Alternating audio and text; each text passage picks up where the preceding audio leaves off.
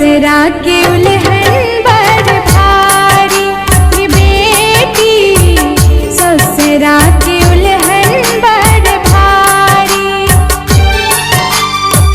किया खोज करे गहना, किया खोज साड़ी, ससुरा के उल्हन बड़ भारी, ये बेटी ससुरा के उल्हन बड़ भारी। रखी है बचा के बाप के लाज, ये बेटी ससुरा के उल्हन बड़ भारी, ये बेटी ससुरा के उल्हन बड़ भारी। केओ खोज गरे गहना, केओ खोज सारी, ससुरा के उल्हन बड़ भारी, ये बेटी ससुरा के उल्हन बड़ भारी। भोरे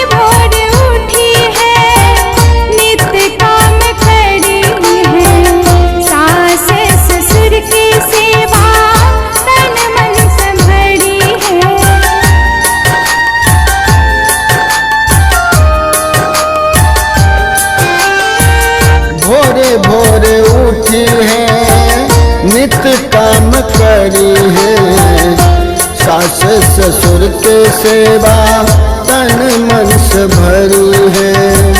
सबके करी है मान चाहे देगारी, ससुरा के उल्हन बड़ भारी, ये बेटी ससुरा के उल्हन बड़ भारी। कापुर का कुल के नाम ऊंचा करी है, जैन राखो स्वामी तैना खुश रही है।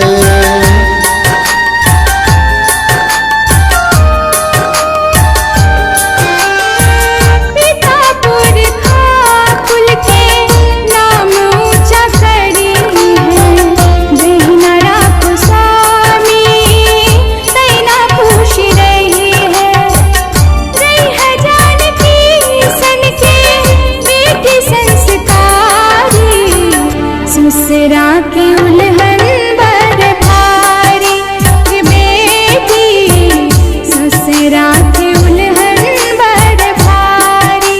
ऐसे करता धरता तोहर पिया परमेश्वर, यादो करी हद बेटी आपन नहीं है।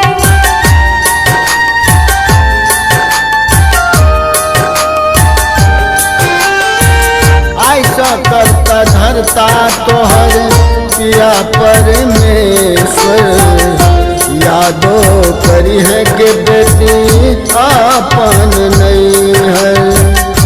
रही है सब सा मिलके बेटी छे दुलारी, ससुरा के उल्हन बड़ भारी, ये बेटी ससुरा के उल्हन बड़ भारी।